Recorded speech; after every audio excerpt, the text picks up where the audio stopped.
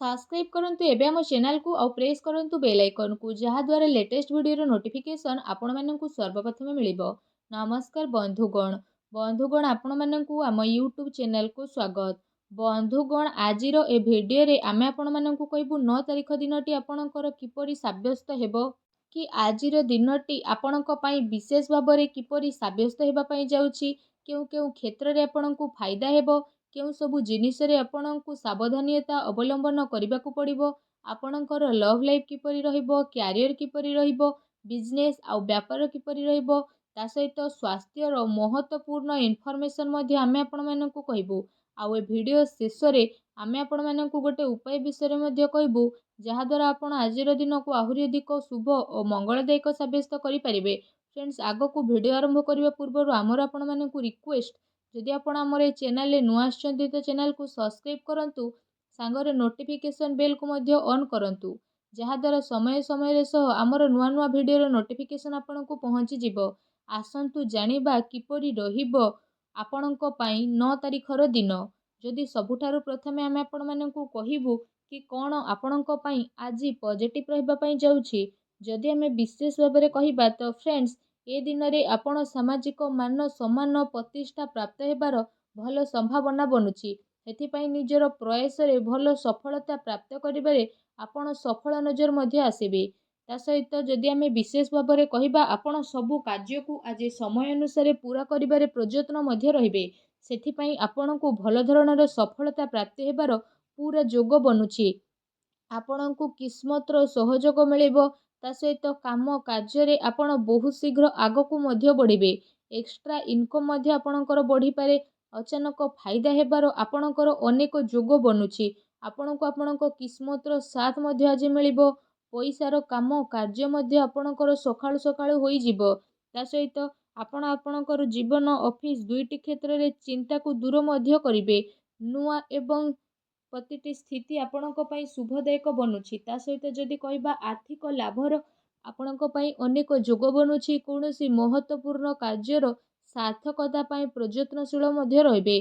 कठिन परिश्रम द्वारा रचनात्मक योजना को सार्थक करिबारे आपण सफल रहिबे। पुराणा अटकी रहितिबा धन आज आपणकु वापस मिली पारे। परिवार सहित आपणकु विशेष भाबरे टाइम स्पेंड करंतु, मानसिक सुख शांति मध्ये आपणकु प्राप्त हेबो।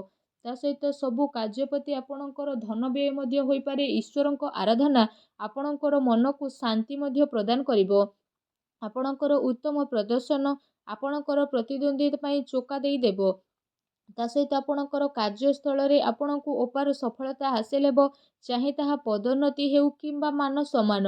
व्यवसाय करुथुबा जातक माने कोनोसी नुआ कार्य आरंभ मध्ये करि पारंती।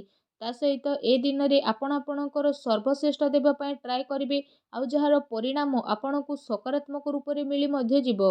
कोनोसी नुआ जगह बुलिबाकु जिबार अवसर मिलिबो, जेउ कारण पई आपणकर ऊर्जा आ उत्साह दुईटी रे वृद्धि हेबो। परिवार सहित कोनोसी धार्मिक स्थल को आपण जाई मध्ये पारंती। ता सहित ए समय रे आपणक पक्षरे जीव प्रकृति आपणकु विशेष भाबरे जोश एवं खुशीर माहौल उपहार स्वरूप प्रदान करिवो। ए उपलब्धिर आपण भरपूर उपयोग करंतु। पारिवारिक सामंजस्य आउ तर देखभाल करिबारे आपणकर महत्वपूर्ण योगदान रहिबो। ए दिन रे आपणकु कोनोसी सुख समाचार अवश्य मिलिबो, जहा द्वारा आपणक मन बहुत ही प्रसन्न रहिबो। आसंतु जानिबा ए दिन रे आपणक पई कोन नेगेटिव रहिबो। आपणकर मन उपरे नकारात्मक विचार उपरे आक्रमण हेबा कारणरू मनरे हताशा भाव आसीबो। अनैतिक और प्रमाणिक कार्य विपत्ति रे आपणकु काम आसी पारे। तो संभव हेउची तो से सबुठारु दूरी रुहंतु। कार्यभारर अधिकता रहिबा कारणरू मानसिक अस्वस्थता मध्ये देखा देबो। एहा सहित आपणक आमदानी मध्ये वृद्धि हेबो, किंतु आमदानी सहित जदि कहिबा आपणक खर्च रे मध्ये वृद्धि हेबार संभावना रहिछि।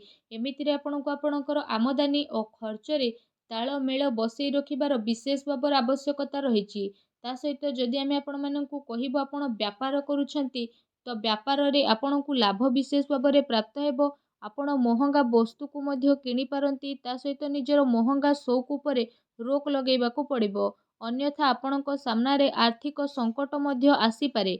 एहा सहित जरूरत रहिछि कि आपणकु कथाबार्ता करिबा समय रे गरिमा बनेई कि रखिबार। आपणक क्रोध रे करा जाइतिबा कथा काहा द्वारा मतभेद उत्पन्न मध्ये करि पारे। ଜଣେ ଆଉ ଜଣଙ୍କ ଉପରେ ରଖାଯାଇଥିବା ଉପେକ୍ଷା ଆପଣଙ୍କ ସ୍ୱୟଂ ପାଇଁ ପ୍ରୋବ୍ଲେମ୍ ଫେସ୍ କରିପାରେ। ଆସନ୍ତୁ ଜାଣିବା ଆଜି ଆପଣଙ୍କର ଲଭ୍ ଲାଇଫ୍ କିପରି ରହିବ। ଯଦି କହିବା ଆପଣଙ୍କୁ ବହୁତ ହି ଧୈର୍ଯ୍ୟର ସହ କାମ କରିବାକୁ ପଡ଼ିବ, ଆଉ ପ୍ରତ୍ୟେକ ପାଦ ଆପଣଙ୍କୁ ଆଗକୁ ମଧ୍ୟ ଭାବିଚିନ୍ତି ବଢ଼େଇବାକୁ ପଡ଼ିବ। ତେବେ ଯାଇ ଆପଣ ସୁଖମୟ ଆଉ ଦାମ୍ପତ୍ୟ ଜୀବନର ଆନନ୍ଦ ନେବାରେ ସକ୍ଷମ ନଜର ଆସିବେ। ଏହା ସହିତ ଜୀବନ ସାଥୀଙ୍କ ଦ୍ୱାରା ଲାଭ ମିଳିବ। ଲଭ୍ ଲାଇଫ୍ ମାମଲାରେ ଆପଣଙ୍କୁ ସକାରାତ୍ମକତା ଭରପୁର ମିଳିଯିବ।